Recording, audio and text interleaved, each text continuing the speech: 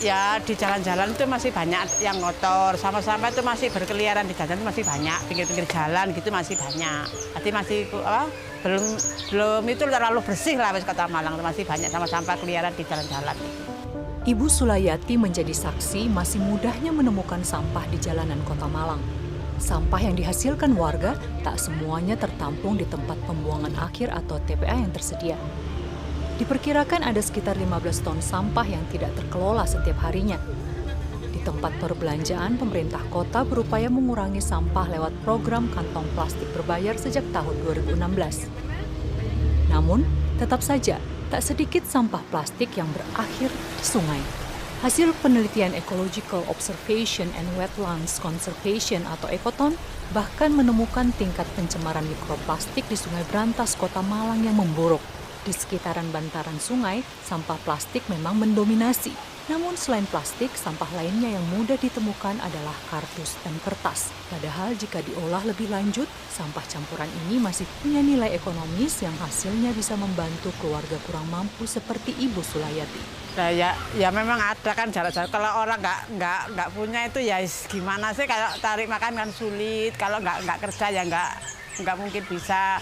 Tarik makan itu kan harus kerja dulu gitu ya Mas. Ya, kerja makan dulu, terus saya kan ya kan beda orang punya sama orang nggak punya, itu derajatnya itu lain gitu loh. Tahun 2025, pemerintah Kota Malang menargetkan 30% proses pengelolaan sampah akan melibatkan warga, salah satunya lewat bank sampah. Ibu Sulayati membuktikan banyak sampah yang berpotensi untuk didaur ulang. Saya ambil sampah yang plastik sama kardus saya sendirikan. Kalau yang basah dibuang di tempat sampah lain gitu. Terus saya bungkus terus diambil anak klinik sampah gitu. Sampah yang sudah dikumpulkan warga akan dijemput petugas klinik asuransi sampah 2 kali dalam seminggu. Berbeda dengan sistem bank sampah yang sudah ada, para penyetor sampah tidak diberi upah berupa uang tunai. Sampah digantikan dengan kartu pengobatan yang nantinya bisa digunakan di klinik kesehatan.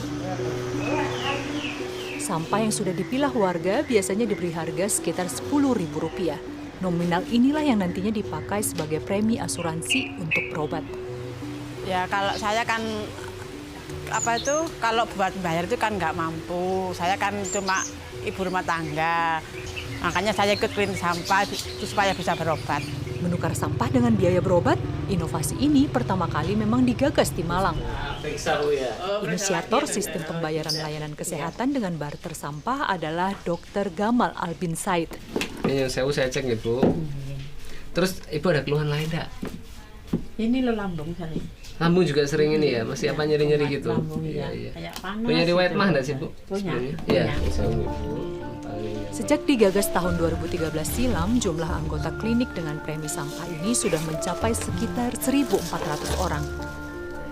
Tak hanya pemeriksaan rutin, asuransi juga bisa digunakan untuk rawat inap hingga layanan kesehatan primer lainnya di beberapa klinik asuransi sampah yang sudah dibentuk Dr. Gamal di Malang.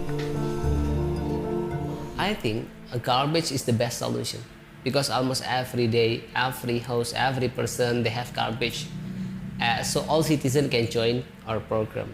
Dr. Gamal juga menggagas aplikasi layanan kesehatan bernama InMed yang menawarkan fitur untuk konsultasi dengan tenaga kesehatan hingga layanan untuk mendatangkan tenaga kesehatan ke tempat tinggal pasien.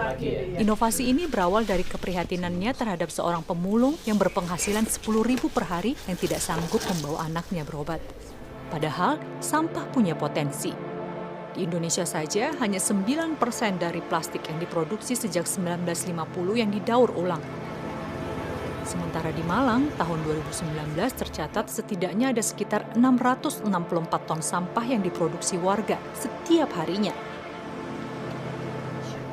Sementara yang dapat ditangani Dinas Lingkungan Hidup Kota Malang hanya sekitar 527 ton atau 79%.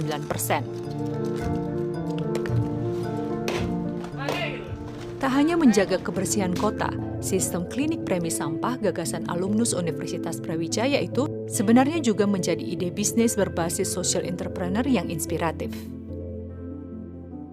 So few have so much, so money have so little. And this is not only the number, because of this problem, a lot of people cannot get health access. A lot of people cannot get basic education. A lot of people they cannot get like the healthy food. They cannot get like the clean water, improve sanitation, and a lot of problem we face because of inequality. Bagi Dr. Gamal, inovasi kesehatan yang digagasnya di Malang bertujuan untuk membantu masyarakat mendapatkan layanan kesehatan dengan mudah, khususnya masyarakat kurang mampu.